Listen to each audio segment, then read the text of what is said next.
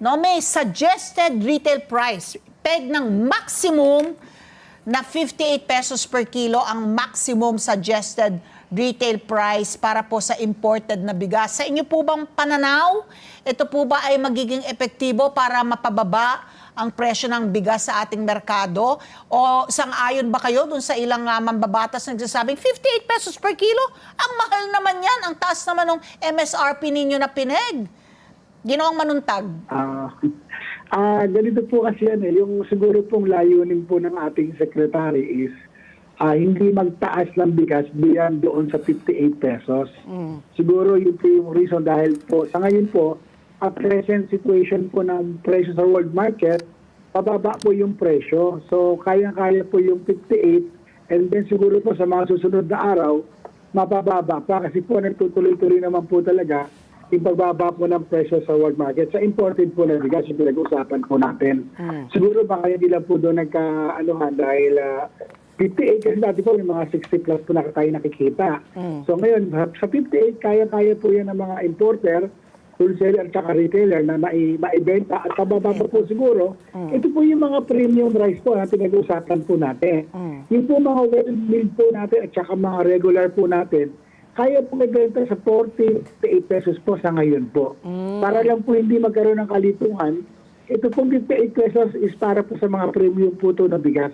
Yung mga mamahalin po. Oo. So ano po, Sir Orly po, itong 58 na MSRP, sabi nyo nga imported po ito, at maasahan rin ho ba namin dahil may MSRP na, hindi na magkakaroon ng kalituhan kasi nga ang dapat daw tinitingnan yung premium, yung brokenness lang po baka pwede nyo ikwento, no? Sinasabi po ni Asik Arnel na dapat talaga tinitingnan nyo kung 5% ang broken na bigas, yun ang mas magandang kalidad, no? Mas mataas po yung presyo noon.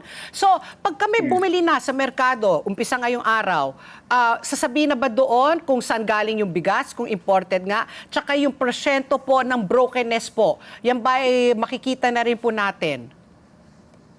Yun po ang yung po ang layunin nung sinasabi rin po ng Secretary ng DA na makita po yung broken kasi doon po makikita yung quality po ng bigas. Pag premium po yan po ay 5% broken. Pagka naman po 25% broken, ito naman po ay well-milled. Pagka naman po 100% broken, ito naman po yung mga half-up na bigas. So dapat po talaga nakalagay po ito sa tag para nakikita po ng mga consumers, hindi po sila malito sa bigas na kanilang binibili.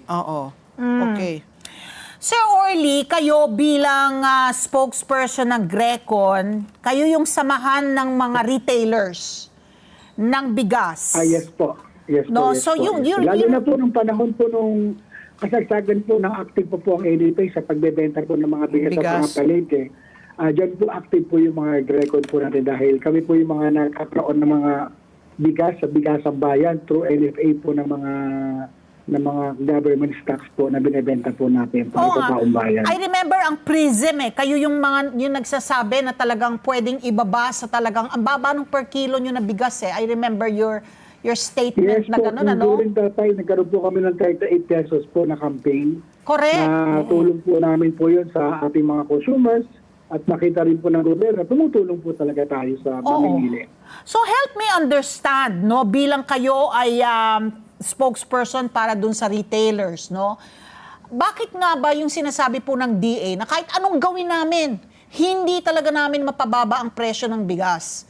Sabi niya, bumaba na ang global market price. Yung bili natin, magkano na lang bili natin from Vietnam, from Thailand, ng imported rice.